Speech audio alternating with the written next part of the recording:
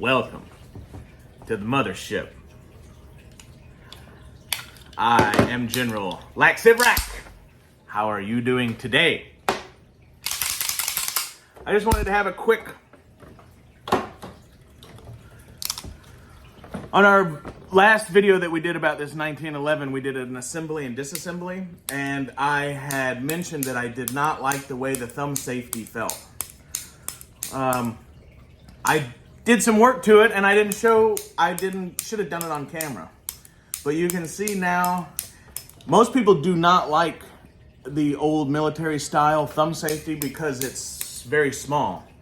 But most people don't have one that's fit nicely, okay? Even larger ones today, that's why they have everybody complained, oh, it's so hard to put on and off. And that's why the ones on modern 1911s are much larger. Also, the ones today are also prone to breaking. Oddly enough, they break right here in this area where any extension past this point is a stressor. And when I worked at some very, very well-known 1911 factories, like that was a huge problem that these broke. You know, and when they broke off, they looked just like the regular military style. But the problem really is that it's not fit well. You can see this one is it's nice. It's smooth, baby. Look at that. Anyway, the one thing I want to show y'all, we're still clear,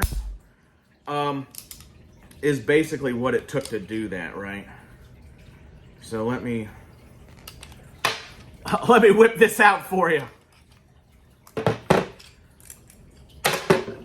I just took the barrel, the slide off because it would be easier to pull this safety out. And the only thing I really have to worry about now is trying not to sling the plunger tube across the room.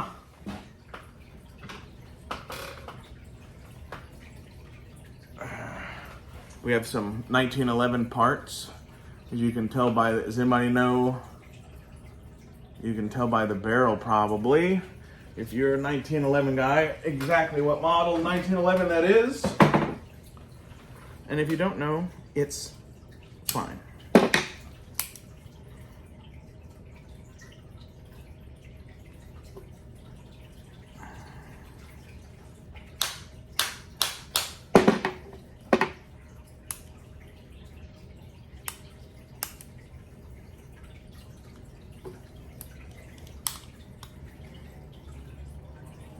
Just hold the phone here.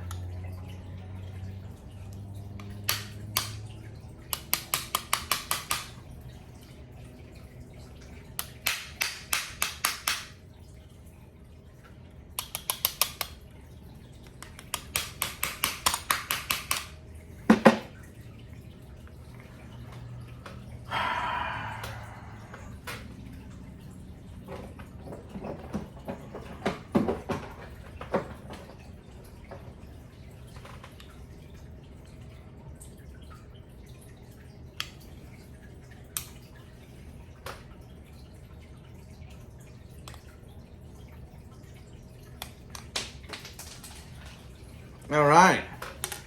Did we shoot the plunger across the room? Of course we fucking did. Of course we did. But it's all right, because I was shooting it at that wall, and I always like to shoot it at the wall. Anyway. There's one place I used to work, we used to have a magnetic wall. We used to have a wall that was magnetic, just for that reason. But if you can shoot it that way, it'll usually bounce right over there. Anyway, this is the only reason I was going to show you this. So you can see, you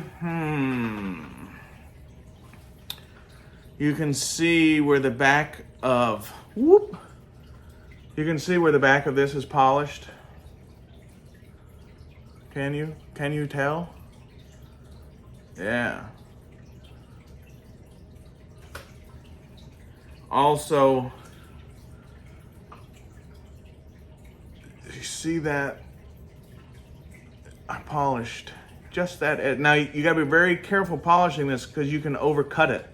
And then, you know, if you work at the factory and you have a fucking barrel full of these, You know, you can overcut one every once in a while, but you don't overcut that motherfucker at your house. You'll be buying a new one. But it was not, and then look, this is all done with stones. You know, don't use a file or no bullshit like that. Use a stone. Like like a white stone, right? So you need to make sure that this is flat and even. This machine cut on your thumb safety right there. Okay. Also, I polished the peg that rides inside the hole here. And then also, if you can see, I polished the top of this pin because there was a little burr in it. And I polished all the back side of the frame where this rides, okay? And in doing that, it made everything much smoother, okay?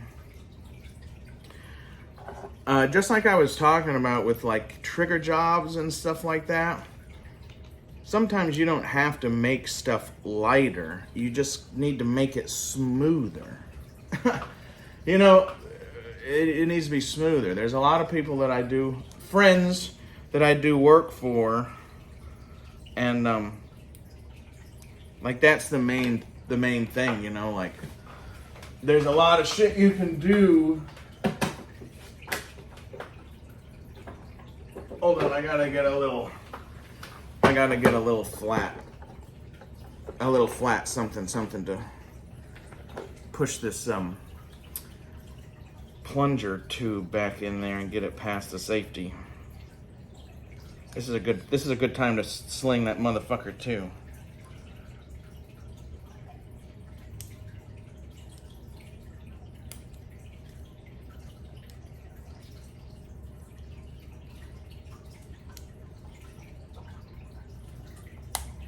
There we go. All right, so I also want y'all to notice. I'm gonna get off camera so you can really see this, but so you can see this. So before you notice that the safety, if you engaged it very slowly with the slide off, okay, y'all check your safety with the slide off because it's a totally different feeling relationship. And this is how you're gonna know if it's fit correctly, when it's not interfering with the rest of the shit. But before, there was two, let me see if I can get, are you gonna focus? There was two stages. And see, now there's not. It's hard. I know it might not be focused, but see how my thumb, you see that? There's one motion. And no matter how slow, I'm trying to do it very slow and controlled. See, it's one click. Boop. One positive click. Now that is a fucking properly fit thumb safety. Springfield, that's the only thing I found on this that I didn't like. I think maybe the dust cover was polished a little bit too much. There's a little bit of a gap, but it's not that bad. But that's the only thing I've changed on this. You know, like I said, take your slide off. Do not dry fire your gun with the slide off. Slide on, it's fine. Any center fire, I don't give a fuck what anybody's grandpa told you. Any center fire gun can be dry fired. The only thing you do not want to dry fire is a rim fire, because your firing pin is going to hit the rim, which isn't there, which is probably means it's going to be the side of your steel barrel. Now you have a problem. If I said that too fast, drop a question in the comments. I'll explain it to you.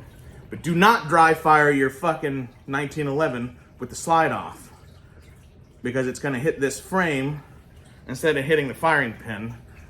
And I've seen fucking frames actually will get cracked from that. And you think the hammer would just shear right off, but I don't know. Sometimes it gets dinged and there'll be a crack right there. But anyway, take your slide off, and it's like when you're sneaking out, you know when you're sneaking and you're trying to shut the door real easy? That's how you work the safety with it off, with the slide off, right? You're using a lot of strength. Does that make sense? I don't know if that makes sense. But yeah, you know when you're fucking easing a door open or close and you're like isometrically really bowed up on it, but you're being real dainty, that's what you're doing. Because you want to be able to feel... I even hold my breath when I do it. You want to feel every fucking thousandth of an inch of those metal pieces engaging with one another. See? There's something on the way back down. There's an edge on the way back down. Yeah, see that right there. So I still got a notch going down, but going up, look. Yeah, going up is smooth, baby. I don't like that going down. Well, we might have to address that in another video. But not this one. I did want to show you that little bit of stoning work, and that motherfucker is positively smooth now in actual function. Before, if y'all remember from the last video, that was very stiff. That action was stiff, even with the slide off. And when you bowed up on it and did it controlled, there was 2 notches, which is motherfucking unacceptable. Anyway, hey, this has been General Lax Sivrak. I just made just telling you some shit about the 1911.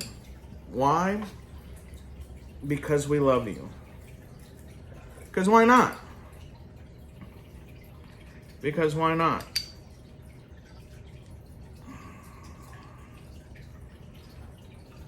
Because why the fuck not? Anyway, it's been real and it's been fun. But it ain't been real fun. No, it's been pretty fun. Hold on, I'm just trying to get this like I want it here. Anyway, this has been General Lax Sivrak. Just, you know, just showing you what is going on.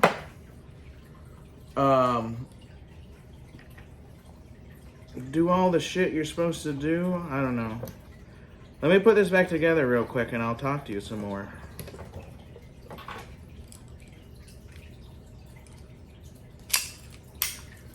Do do do do da ba da. Nice. Ooh, silky smooth.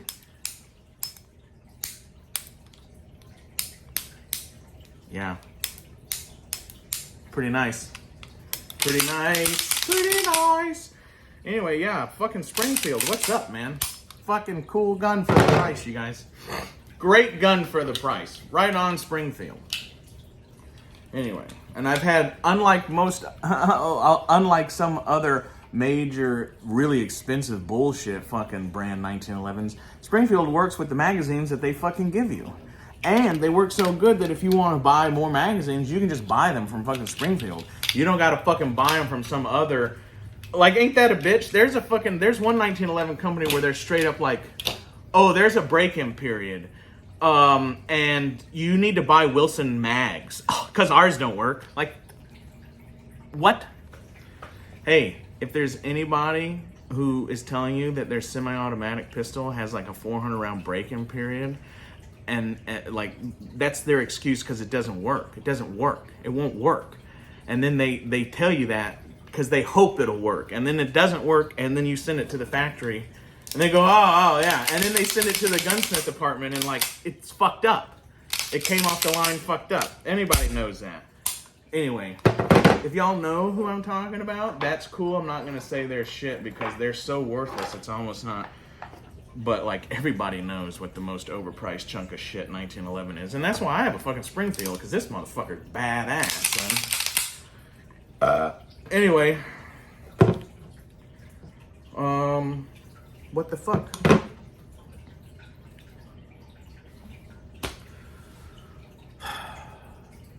Was that informative? Did anybody like that? Ask me in the comments. Alright, motherfuckers. We'll see you on down the fucking trail.